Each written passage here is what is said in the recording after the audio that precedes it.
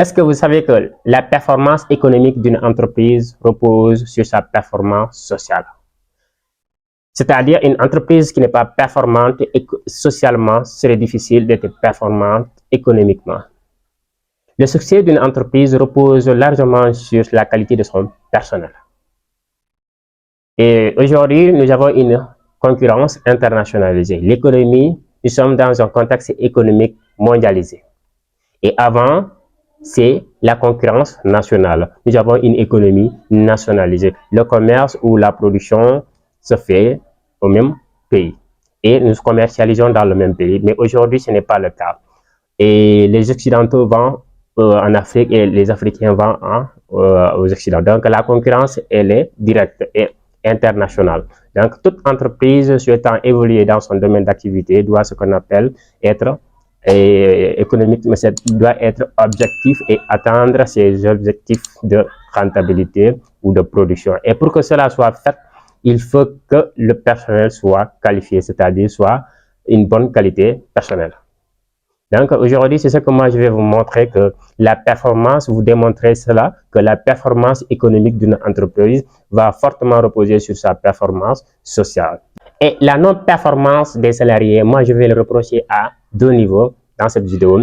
Premier niveau, ça pourrait être de l'incompétence. Et deuxième niveau, ça pourrait être le cas de motivation. Si l'individu n'est pas motivé, quelles que soient ses qualités ou ses compétences, il ne va pas le donner au maximum dans son entreprise. Il faut qu'il soit motivé, il faut que le personnel soit motivé pour qu'il se donne au maximum possible. Et là, ce sont les deux facteurs qui peuvent bloquer la productivité des personnels. Dans cette vidéo, exactement, bon, peut-être on va revenir sur d'autres facteurs explicatifs, mais comme que la vidéo ne soit pas très longue, ce sont les deux facteurs très explicatifs sur la productivité des personnels. Alors, toute entreprise doit travailler, prendre en considération l'exigence de ses personnels. Sinon, vous risquez d'aller en faillite parce que vos concurrents veulent le faire et vous, si vous ne le faites pas, ok, c'est out. Vous devenez ce qu'on appelle une proie de vos concurrents. Alors, premièrement, la motivation. Et premièrement, l'incompétence. L'incompétence, il pourrait y avoir que le personnel que vous avez recruté ne sont pas compétents.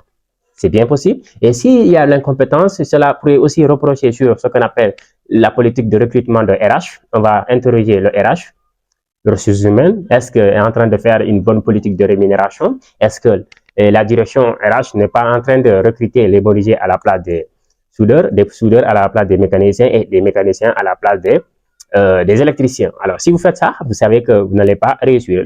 Non seulement ils ne seront pas rapides dans le travail, mais ils ne vont pas le faire bien. C'est ça, ça ne sera pas la qualité parce que ce ne sont pas leurs spécialités. Donc, il est très important de connaître les spécialités de la personne et l'affecter vers son spécialité. Il aura moins de temps à faire passer sur la formation et la formation pourrait lui coûter moins cher.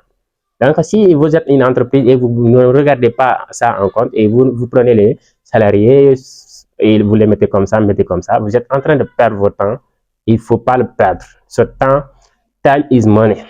Le temps, c'est de l'argent. Donc, le temps ne doit pas être gaspillé n'importe comment. Il faut ce qu'on appelle une bonne politique de recrutement, l'adéquation, l'emploi est compétent. Il faut affecter une personne là où elle peut faire, surtout, ou là où elle est spécialisée. Donc là, ça va lui prendre moins de temps et peut-être la passion, elle serait passionnée, il serait passionné du travail, le personnel, bien sûr. Ça, c'est une qualité, ça, c'est de l'incompétence. Peut-être le salarié peut être compétent, mais là où on l'a affecté, il est incompétent. Donc là, on va le considérer comme incompétent, mais aussi, c'est-à-dire, le coach, c'est pas bien managé. On va le dire, c'est pas bien managé. Maintenant, le manager ne connaît pas la qualité du personnel. C'est tout. Et deuxièmement, ça sera la motivation. C'est très important, la motivation. Il faut beaucoup travailler sur la motivation. Si vous êtes un chef d'entreprise ou vous êtes entrepreneur, vous avez 2 ou 3, 4 salariés, il faut bien prendre en compte ce principe de motivation. Alors, si une personne n'est pas motivée, de un, il ne va pas travailler, il ne va pas travailler le maximum possible. Nous, ici, on va se fier sur la pyramide de Maslow. Abraham Maslow, c'est un manager qui est le fondateur de l'école des relations humaines en management. Donc là, il a parlé de la pyramide pour parler de la pyramide des besoins des de l'individu. Il faut que ces pyramides ces besoins soient satisfaits pour que l'individu travaille et devienne productif. Nous allons présenter ça et vous allez voir. Premièrement, nous allons, la pyramide est présentée comme ça. Ok. Nous avons ici la pyramide de Maslow. Et la pyramide, nous allons le scinder en 5 niveaux. En 5 niveaux, nous allons prendre le premier niveau, deuxième niveau, troisième niveau, quatrième niveau. 1, 2, 3, 4 et 5e niveau. Alors, 5e niveau, c'est là où l'individu devient réaliste. La réalisation. Cette pyramide montre combien de fois l'individu a des besoins à satisfaire avant de venir faire une production. Et vous, en tant qu'employeur, il faut comprendre cela, que l'individu a des attentes, a des besoins à satisfaire. Alors, nous aurons cette tendance comme ça qu'il faut monter. Et ça, il faut le respecter. Premièrement, nous allons nommer cette partie. Premièrement, le besoin. Besoin psychologique. Le besoin psychologique, nous, on va le noter BP, c'est le besoin psychologique. L'individu a des besoins psychologiques qu'il faut satisfaire avant que vous demandez à sa productivité. Quels sont les besoins psychologiques? D'abord, le manger, il faut que l'individu mange. Vous voulez qu'il soit productif, mais au moins, il faut qu'il ait quelque chose dans le ventre pour pouvoir travailler. Il faut satisfaire autrement ses besoins primaires. Ces besoins primaires, vous comprenez? Donc là, si ces besoins ne sont pas satisfaits, l'individu ne pouvait pas travailler. Moi, je ne pouvais pas avoir faim et que vous me demandez de faire ton travail. Je ne vais pas le faire. Voilà, donc c'est ça. C'est la même chose que tous les individus qui réfléchissent et ils ont des besoins à satisfaire. Première des choses, pour l'employé, il faut satisfaire les besoins primaires, besoins psychologiques, mentaux de la personne. Et deuxième besoin, il faut passer aux besoins de sécurité.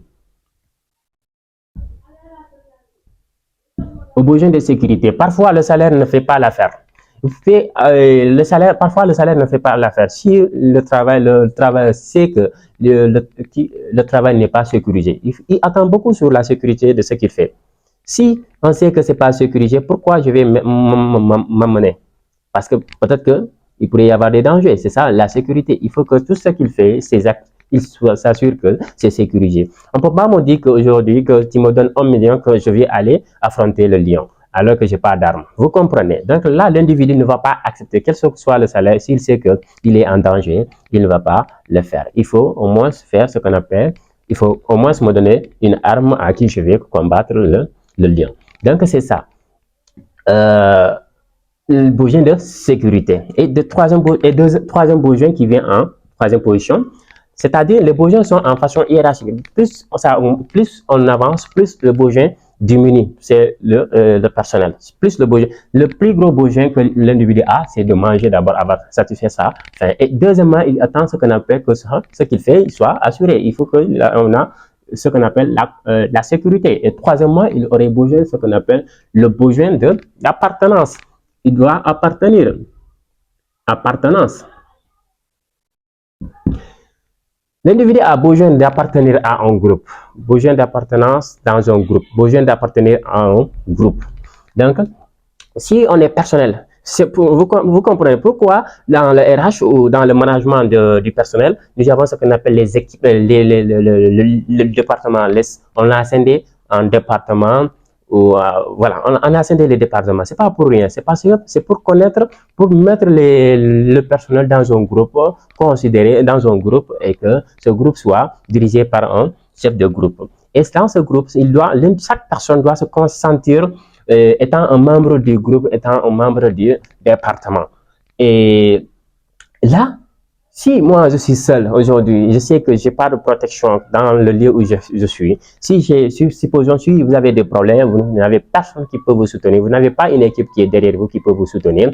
Donc là, il serait difficile pour vous aussi de vous garantir de faire, parce que vous n'êtes toujours pas sûr de ce que vous allez faire non plus, et ce que aussi vous avez des problèmes qui va venir pour vous soutenir. C'est pourquoi il y a ce qu'on appelle le délégué de personnel. C'est pas pour rien c'est venu, c'est parce que c'est pour défendre l'intérêt de son employeur, mais aussi défendre l'intérêt de ses collègues. Une fois que ses collègues ont un problème. Vous comprenez, il faut que vous le mettiez en place dans votre système de management. quand vous êtes un chef d'entreprise. Et le quatrième besoin, le moins important sur tous ces 3 derniers, nous avons ce qu'on appelle le besoin d'estime.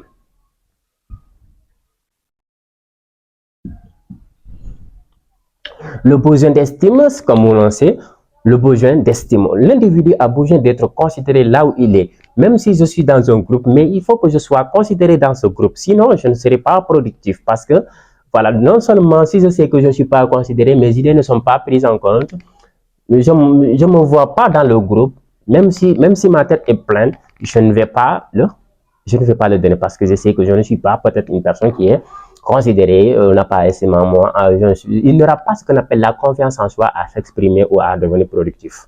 Est-ce que vous comprenez? Il faut que vous donnez la confiance, vous donnez la confiance aux gens de pouvoir s'exprimer, de s'exprimer, de connaître, de dire ce qu'ils savent faire, ce qu'ils peuvent apporter comme solution à l'entreprise et considérer que l'individu, toute personne dans l'entreprise est importante. Voilà. Donc, en ce moment, si l'individu sache qu'il est considéré dans le groupe, c'est ce qu'il dit, si c'est vrai, si c'est la meilleure idée, on va prendre son idée. Et s'il fait ce qu'on appelle une contribution, il serait ce qu'on appelle, et peut-être, reconnaissant, l'employeur serait reconnaissant ou son chef d'équipe ou son superviseur ou manager serait reconnaissant par rapport au travail qu'il a, mais ce qu'on appelle l'estime de soi. Il faut qu'il soit considéré dans le groupe. Et c'est en ce moment, une fois que vous avez satisfait l'employeur, vous avez satisfait les besoins de ces 4 besoins, l'individu pense à la réalisation. Ok, tous les besoins ont été satisfaits. Donc, qu'est-ce qui m'arrive? Qu'est-ce qui me reste? C'est de faire ma production, c'est d'être réaliste. C'est le besoin le moins important. L'individu dans sa tête, c'est pas venir pour travailler dans l'entreprise d'abord. Il vient d'abord avec certains besoins, il faut satisfaire. Sinon, vous allez le garder, il ne va pas travailler, il ne va pas faire ce travail. Vous comprenez? Et n'importe qui vous prenez, il ne va pas faire. Donc, c'est l'individu qui est rationnel. Dans sa tête, c'est comme ça. Vous voyez, on monte. Pour venir au sommet, il faut ce qu'on appelle satisfaire les besoins de l'individu. Voilà, cela a été présenté par Abraham Maslow, le fondateur de l'école des relations humaines. Voilà, donc c'est tout pour cette vidéo aujourd'hui. On va s'arrêter là et nous allons faire ce qu'on appelle améliorer ou approfondir les idées, éclaircir. Et je pense que ça sera utile pour vous et ça sera utile pour vous. J'espère bien. Voilà, on s'arrête là. On se dit à la prochaine vidéo. Merci.